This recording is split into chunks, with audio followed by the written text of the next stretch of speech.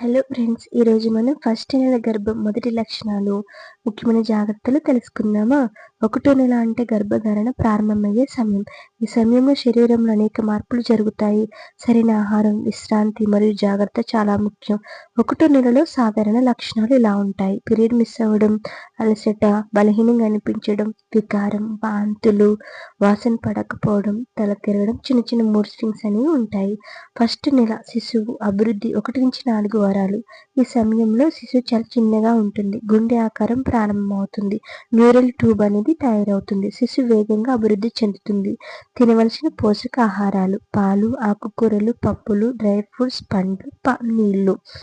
అలాగే డాక్టర్ ఇచ్చిన folic acid అనేది చాలా చాలా ఇంపార్టెంట్. ఎవరు మిస్ అవ్వకండి. అలాగే జర్నీని తగ్గించండి. విశ్రాంతి చాలా అవసరం.